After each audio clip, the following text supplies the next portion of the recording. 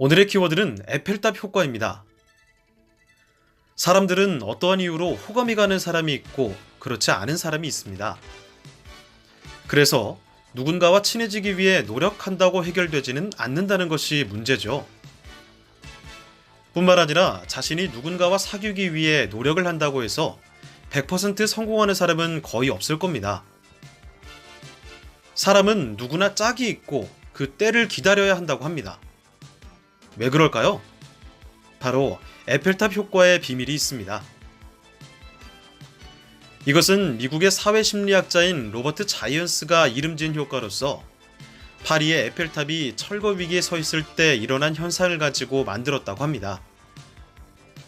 당시 에펠탑은 건설 당시 예술가들과 시민들이 반대했고 도시의 경관에 비교해 철골 구조물이 어울리지 않는다고 생각했습니다.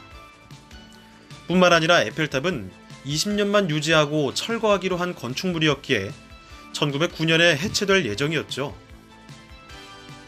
하지만 무선 안테나로 이용되면서 철거 위기는 모면했고 사람들은 점점 시간이 지나며 파리의 명물로 인식하기 시작했습니다. 심지어 지금은 전 세계 사람들이 에펠탑을 보고 싶어 파리를 찾아올 정도가 됐죠. 자, 이렇듯 흉물로만 여겨졌던 에펠탑이 한 도시의 명물이 된 것은 신기해 보이지만 우연이 아닙니다.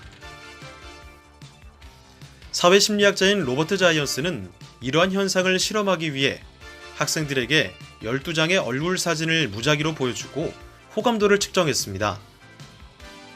그런데 사진을 보여주는 횟수가 늘어날 때마다 호감도도 같이 증가했다고 합니다. 이러한 실험에서 도출된 내용은 낯선 사람을 대할 때 다소 공격적인 측면이 발현되지만 그 사람을 자주 만날수록 상대방에 대해 호감을 느낄 수 있게 된다는 것입니다. 이 말에 따라서 막 들이밀면 이성 친구가 생길 수 있다는 말인가요? 물론 꼭 그런 것만은 아닙니다. 여기서 나오는 에펠탑 효과는 확률이 증가하는 현상으로서 안 좋은 만남을 계속한다거나 스토킹을 한다거나 등의 실질적으로 큰 문제가 있는 만남의 경우는 당연히 좋지 않은 감정만 더 커질 뿐입니다. 하지만 이러한 경우에도 에펠탑 효과가 나타나는 경우가 굉장히 많습니다. 심지어 모 TV 프로에서 저는 두 마리의 강아지가 눈만 마주치면 싸우는 것을 아주 간단하게 바꾸는 사례를 봤습니다.